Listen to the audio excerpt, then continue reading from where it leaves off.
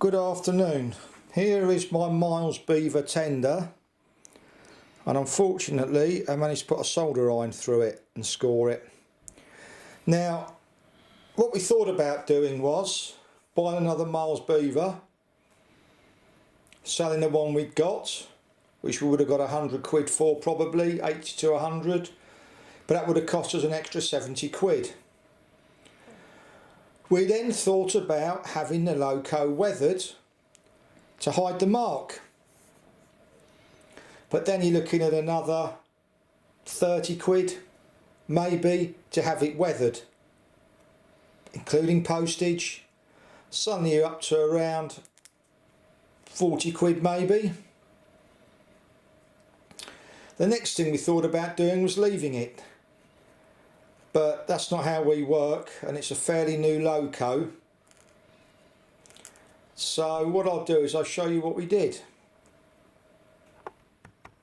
Okay, so what we did was, I've got an old Tornado tender here. Take this away. And I thought, well, why not take it off and see if it fits onto the Miles Beaver chassis? And it did.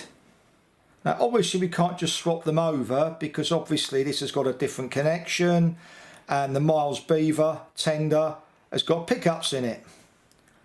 So what I did was I looked online and I bought this tender off eBay. It's got a slightly different marking on it, but it's a lot more similar to the one we have.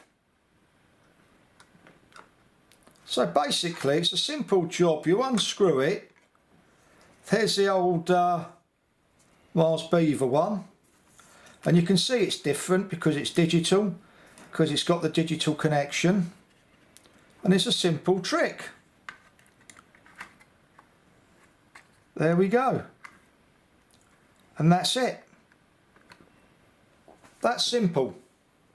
Now I did call Hornby and see if they got any tender tops. They don't sell them. I did try and look for another tender.